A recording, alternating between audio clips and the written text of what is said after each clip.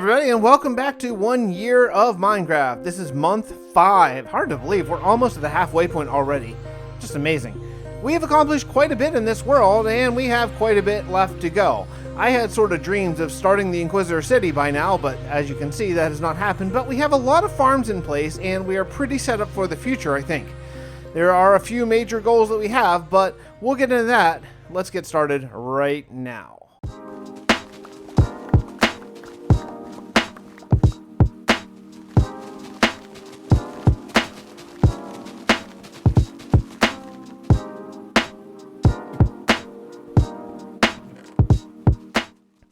Well, here we go again, another month building up the main Inquisitor city. City? Well, I guess village for now, but eventually city, I promise. I'll be honest here, the whole starting over thing, it needed to happen because many new people came into the series, and I get that, but I'm kind of over the early game grind at this point. We're getting close to a reasonable level of gear here. The only things I really deeply need are shulkers and an elytra. So, while I do my farming, let's talk about this month's goals. Number 1, and most importantly, and what we're going to be starting with tomorrow, shulkers and elytras. It's holding me back, and I want to knock it out. Number 2, if I get an elytra, I'm going to need gunpowder. So I'm going to add a creeper tower in the farming tower. You know, in the mob boss, the grinder. You know, the thing I've been working on. I want to add several more houses to the village, and I want to lay out the road of the actual city. It's going to be massive, and that's going to be a huge project.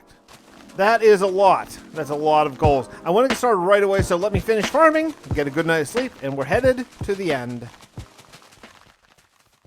One of the upsides and downsides of building all very close to each other in the same general area is I don't have another end portal anywhere around, so I'm going to use my existing end portal to get to there. There's not really another option, to be honest, so I'm going to journey back to the old kingdom. It's been a long time, and yeah, it's going to be nice to see the streets of the old place. Dawnvale, right? That's the name, Dawnvale. You know, I was going to cut straight to the end, but I imagine there are some people watching the series who have never actually seen how we get there. So I thought, well, heck, let's just show it. It should be fun. So this is the actual right underneath the castle of Dawnvale. It's really lucky. Whenever I started this kingdom, I picked a random village to build around because I had some nice sort of landscaping. And it turns out there was an end portal directly underneath. I'm so fortunate. It just really has turned out great for the lore and all that bit. We're going to get into more of the lore of the end later on, but this is the Moon Apuro. That's what the end is in my lore. And this is where the crew of the Black Goat landed after the singularity in the experiment went awry. I gotta tell you, I haven't done end raiding in a long time, and I have not done it in RTX ever. It is crazy. It's crazy. It's like a different game. I was trying to explain to someone what RTX is, and like RTX looks good on video. It looks cool on video, but I'm telling you, playing in game is a totally different beast in a good way. It's really amazing. Spoiler alert, I didn't die, but I gotta tell you, there were some hairy moments here, especially this, when you're floating up the tower and just getting nailed from all sides. And I know, I see you comments coming. Use a shield, Fix, you idiot. And yeah, I thought of that after I already got here, but there's no wood in the end, so I couldn't make one. So yeah, I had to hide. I had to hide and sort of take them out slowly. This RTX thing, I almost turned it off, honestly, because it's a little weird. It's a little hard to get your head wrapped around, but I decided, no, this is an RTX series now. Let's just get used to it. Honestly, but here is the moment I have been waiting for. Oh man, I found a ship. I'm so lucky again. I found this. Now, I've not done very much end raiding in this world, actually. Hardly at all. I only went one direction, in fact, and I just did it one time because I reuse the same shulkers all the time, and it's just me. It's a single-player world, so I didn't expect to find an already raided city, so that's not a big deal, and I didn't reset the end or anything like that, but yeah, so I actually took a hit on purpose so I could levitate. It took a while, but I got a hit and I just levitated right over to the boat because I didn't have any ender pearls. You know, I don't have any ender pearls in this world. Even though I have tons and tons at the moon base, I didn't want to take stuff that I didn't sort of officially earn, so I didn't feel like that was right. Yeah, but anyway, we got to the ship. But here's the big moment. You walk in here, there's one shulker to kill, and then I got an elytra, and that is so game-changing. Now I could fly around. If I fell, I wouldn't die. I mean, really, it's great. I know you can't see it. It's there. See? See? There's an elytra. Oh, man, I'm so happy to have one. This is what it's all about, man. This is what it's all about. Now, I spent a lot of time in the end. I only counted it as one day since I didn't sleep. I don't really have a way to gauge how much time exactly it was, but let's just call it a day. I spent the morning of day 123 building a couple houses. Now that I have an elytra, I need unbreaking 3, so I'm going to need another librarian villager. Shouldn't be too terrible. The last time went smoothly. If you missed last episode, it did not go smoothly. Anyway, my thoughts are I'm going to put one house here for a librarian who hopefully I can get unbreaking 3, and then another one for a Fletcher so I can trade sticks for emeralds. Seems like that would be just very helpful. Now, I have a decision to make. I did bring an ender chest back from the end, and I need to decide if I should be able to access all of my old backup gear. Now, I'm not talking about my main gear from Season 1. That is still in a regular chest back in the old storage area. I'm talking about my backup stuff, like my backup elytra, a couple extra shulker shells, that kind of stuff.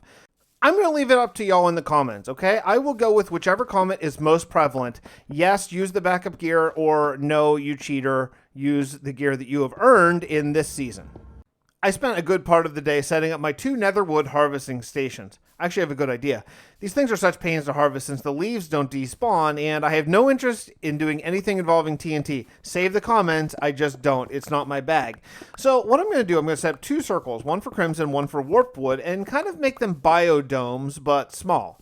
Should be a slick way to harvest them fairly quickly, and I think it should look pretty cool too. Yeah, I spent all day in the nether again, trying to get warped and crimson netherrack. Actually, I didn't spend all of the day. I got the netherrack pretty quickly. It was finding my portal home that took ages. I got lost, and, well, when you're lost in a single-player world, there's really no help coming, so eventually I just wandered around until I found it, but yeah, not a super fun day. I started a smaller project today. First, before I can truly start harvesting crimson and warped wood, I need a way up to the top of the trees. I know they're not called trees, but whatever they are, I'll never remember the name. We're just going to go with trees. These domes, I think, should look really, really cool, especially when they're surrounded by an Inquisitor city, as far as the eye can see, or render as it is.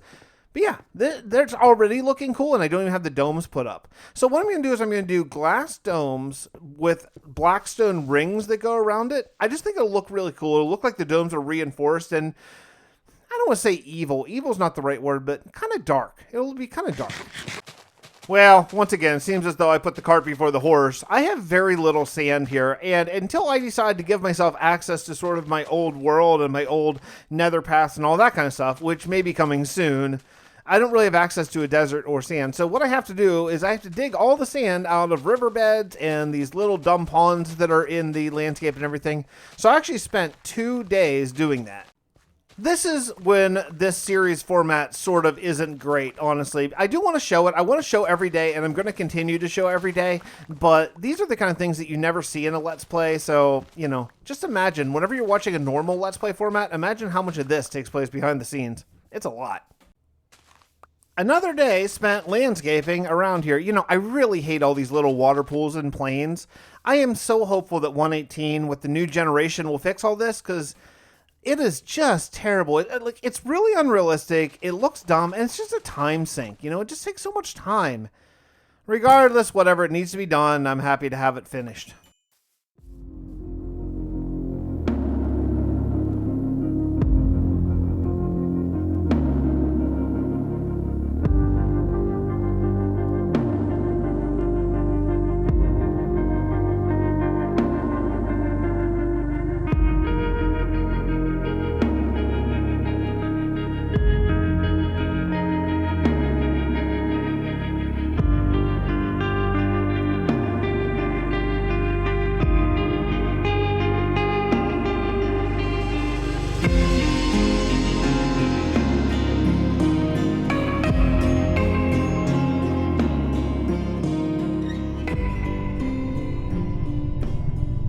Captain's Log, Year 3, Day 245.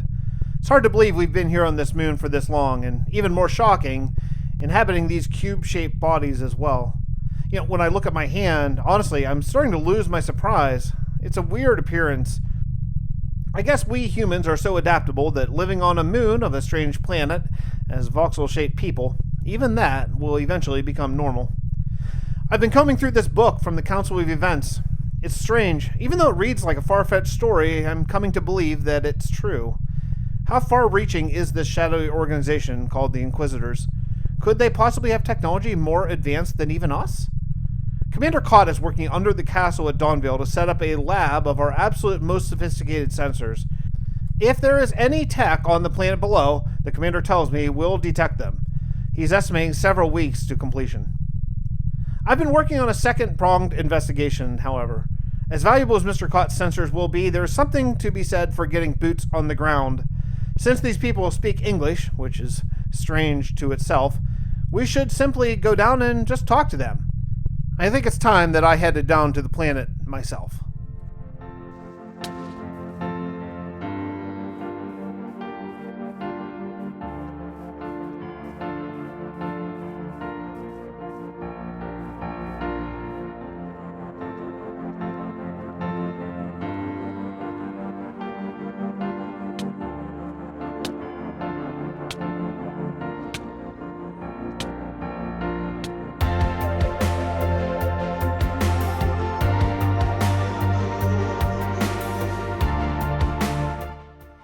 Oh yes, on day 130 I got another zombie villager. Actually, technically two, but in the time it took me to craft another golden apple, one of them, I guess, despawned or died or something.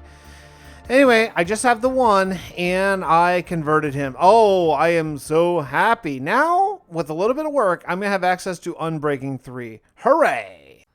Oh yeah, it's a grind. It's a grind. This lectern is a sturdy sort because I broke and replaced it about 1 billion times, but I finally got it. I finally got Unbreaking 3, and now I have the 2 books that I really, really need in this world. With all the trading I could possibly do between my 2 villagers, I managed to get 2 Unbreaking 3 books. So I put one of my elytra and one of my Fortune 3 pick. Life is good. Unbelievably, even after all the landscaping I've done this month, I actually still need more sand. So I decided what I'd do is I would go to the river outside and completely strip it down. But first, I want to light up this place so zombies don't spawn and immediately kill or turn my villager. The river grind is real, but it adds a lot to the game. It really does. Like, whenever you look at a river that is properly sized, for one thing, Minecraft rivers are just way too small, that's properly big enough and has just sort of a combination of dirt and mud and blocks like that underneath, it is a huge difference. Rivers generally, that I've seen at least, up here in the U.S. Northeast, don't have a bunch of sand and clay just showing, at least on these colors of sand and clay. So, yeah, it's going to be nice to just brown up the bottom of this river. You add in some cobblestone, some rocks and things like that, and then all of a sudden you have a really, really beautifully manicured landscape. It's really nice. That little side project away, it's time to get back to work on my nether tree farms. This is really going to be a huge life improvement. I do plan on using these 2 woods for a lot of the roofs and details in this world. So, yeah, I'm going to need a really smooth way to harvest them. And I think these things are just going to look really cool. Again, not by themselves. They're not going to look cool by themselves, but when they're just surrounded by houses, that's when they're going to really shine. Before I slap some roofs on these, I need to make sure that they're absolutely tall enough. So I spent some time growing and cutting down maybe 6 or 7 of the different warped and crimson variety of trees. Again, I just want to make sure that I'm not going to limit myself in how much wood I can get, because I'm really here for the wood, not the stupid leaf blocks. And yeah, after a bunch of testing, I think I have the height roughly figured out. I'll tell you what I need right away, though. I need gunpowder. I think I'm just going to adjust my month goals a little bit to set up a creeper farm right now. I was thinking that that would be a little bit later on, but yeah, I want to fly, and those 30 rockets I have, that is the entirety of all the gunpowder I have to me. So, well, time to go. If I want to build a good creeper farm, I'm going to need a lot of stone, and, well, to get stone, I guess I'm going to dig another level of my farm out. It's a good thing. Again, I need seeds. This is a seed farm after all, so it's great. You know, I'll have a lot more area to farm all the seeds that I need, but yeah, I just need to harvest a lot of stone. I really, really need a beacon soon. That's coming next month, maybe. Next month is beacon month. I think this is it. I spent 2 full days digging out this bottom farm, and actually I have it big enough now so I could plant it before the end of the month. So that's also an added perk. That wasn't even one of my goals, and it's going to be nice to have that done for sure. I don't know what I'll plant down here. Maybe potatoes? Just have rows and rows of potatoes? Be really nice to have big potato fields in the overworld, right? I think so. Tracy, record captain's log. I just returned from my first trip down to the planet, and it was eventful. Play footage from my body cam. The shuttle landed in Commander Kott's cave under the cover of darkness, and I took his brand new water elevator up to the top. Gotta say, this is an amazing invention. You enter water, you're propelled up to the top, and you emerge dry as a bone. Amazing workmanship. I emerged from the cave and ventured out onto the docks. As Dr. Bradshaw said, these people don't work overnight. I'm not sure why, but when the sun sets, everyone, and what we've seen, literally every single person returns home to shut themselves in until the morning.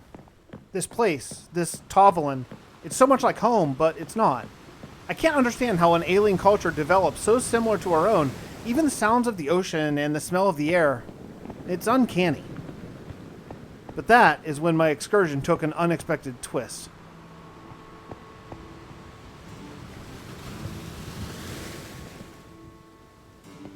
I met a man, my first Tovalynier, I guess. He was peculiar.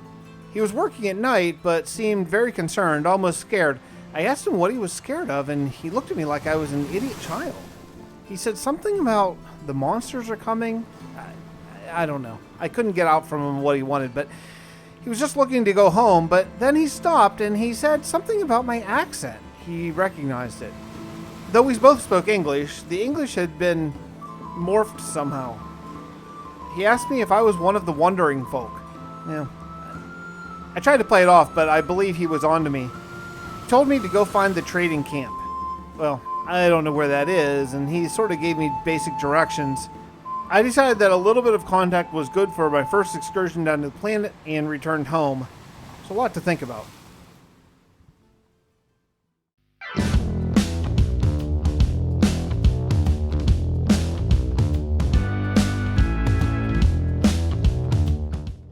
I topped off the Netherwood farms for now. They're not done. I'm going to make these fairly large, but for now they're functional and they are much easier to farm, these trees, given I can just ride the water column up and drop down on top. Makes sense, right? Yeah, it's a big time saver, to be honest, and even if it's not a time saver, it's just less annoying, so hey, I'll take that. One day I'll have a beacon, and I think I can instant mine with it, so beacon, again, priority. You know, I gotta tell you, from a building perspective, these are just about the most boring buildings I've ever done, but for some reason, and maybe it's just that I'm not used to Deep Slate yet, but I really like it. I don't know, I can't explain it. They're so simple and basic and blah, but I think it's really cool. So yeah, they're gonna be they're really cool buildings. I feel silly saying that looking at them now. It took me 2 full days to gather all the wood I think I'm gonna need for this farm. You know, I wish trapdoors weren't so expensive. You get 3 doors for 6 planks, but you only get 2 trapdoors. How does that even make sense? Doors are bigger than trapdoors. Should be 6. Come on. I have a lot of wood to chop down, so while I chop down, let me talk about something that I talked about last episode, which is my workout routine, and it's kind of a long, complicated, convoluted story. I'll try to sum it up as quickly as I can. So in the last episode's question or comment of the day, I said, yeah, I'm going to start working out on Monday. Well, today is Monday that I'm recording this. It's probably going out Tuesday, I imagine. And I didn't work out because let me tell you what has been going on. One of the guys I work with tested positive. I'm going to dance around the actual keywords a little bit here. Y'all know what I'm talking about. Everyone is fine. You know, it's not Sears. We're all fully vaccinated. So if you're not vaccinated, do it. It's great. But still, you know, it can still break through a little bit. So I am basically quarantined now, and I've had a brutal headache for 2 of the last 3 days. Oddly, not the day in the middle. I don't know. So today I was like crushed with like a headache that Advil did not do anything about at all. It was pretty brutal. I mean, it's just a headache. I know people are going through a lot worse things, but it was not fun at all. So I didn't start my workout routine. I'm going to wait until I get the call, basically yes or no. And based on that, I will start or not start this week. If I don't start this week, I want y'all to hold me accountable. I will start working out next week. If things are such that I need to be basically on rest this week, okay? That's my personal pledge to you. If I don't do it this week, I will absolutely do it next week, okay? Guarantee. We only have 7 days left. I worked through the entire night here. I'm really running out of time. Today I set up the kill chamber and ran columns up 22 blocks to where the actual water pool will be. That's where the creepers will fall and be sort of swept into a 2x2 block area so that then they can fall and then the trident killer can kill them. But yeah, man, 7 days left. Yikes. I mean, this tower is going to be amazing. To have so many farms in the same place just makes me super excited. What do we have? We have an experience farm. Now we have a creeper farm. We have a squid slash fish slash bone farm. We have a dripstone farm. And eventually, hopefully, we'll have a drowned farm down the road. That's my goal. That maybe down in the water in the ocean, a drowned farm would be really cool. But we'll see. So I underestimated severely how much wood this creeper farm is going to take. If you don't know how these work, basically, it's a row of blocks with trapdoors on all sides. Mobs in Minecraft don't understand that a trapdoor is not a full block, so they'll try to walk on it, and then, of course, they'll just fall into the water, which then they'll be swept into the kill chamber. So, yeah, I mean, it's going to work great, but these trapdoors being so expensive, it just takes a lot. So I spent yet another day chopping down spruce. Wow, man. Exciting episode. There's not a lot to see here because there's a lot of doing the same things. I'm placing rows of cobblestone and placing trapdoors, and that's it. And then also, additionally, you put buttons every other block on the ground. That way spiders can't spawn. So, yeah, I mean, it's just a lot. So while I am montaging the next 3 days, let's listen to a little bit of music, and then we'll get right to the question or comment of the day.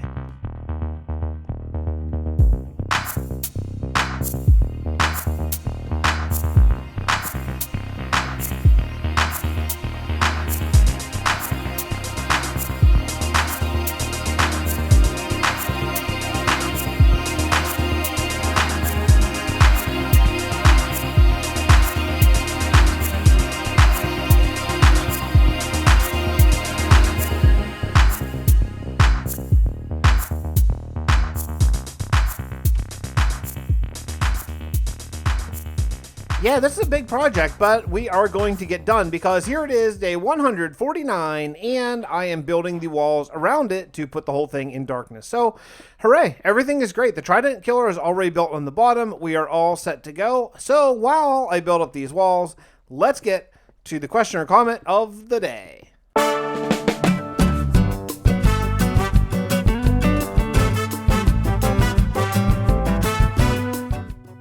Today's question or comment of the day comes from Anthony Davis. Name for the village, how about Whistleboro?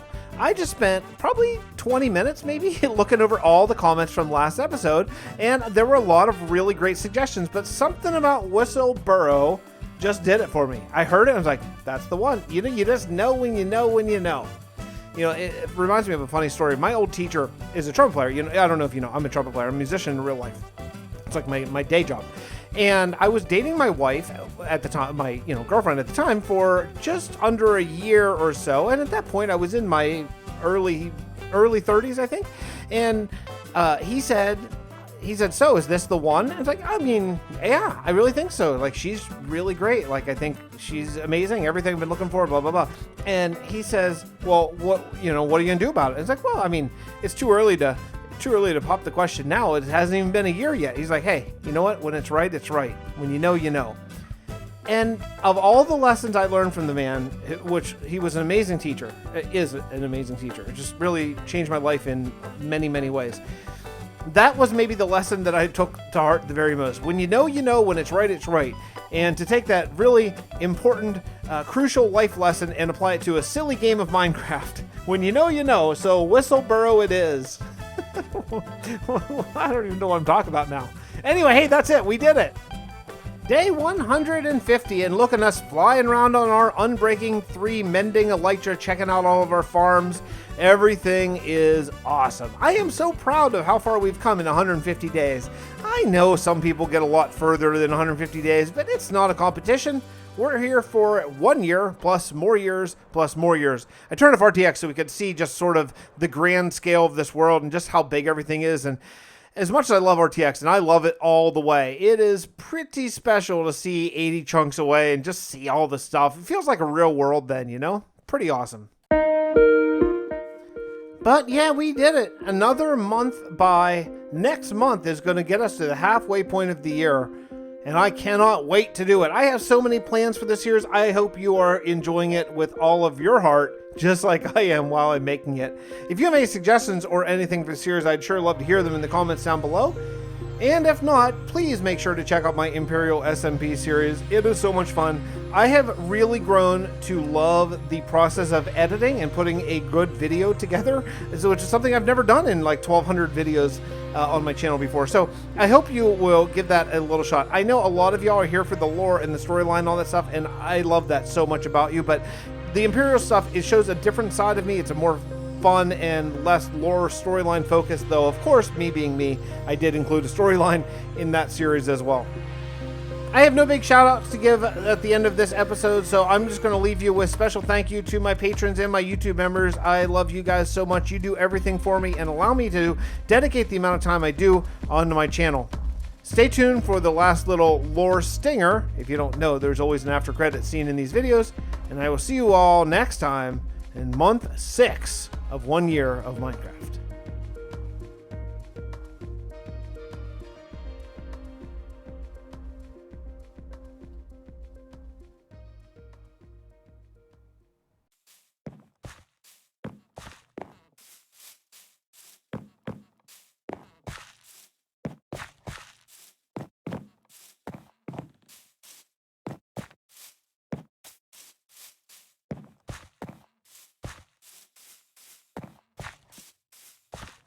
I found the encampment of the Wandering People and took a shuttle down this morning. I'm hoping to find someone to talk to. It seems like there's some movement in this house. Hello? Hello, is anyone there? Hello? Hi. My name is James Doan, and Captain Doan of the Black Goat. We've been expecting you. Sit down, Captain. We have much to discuss.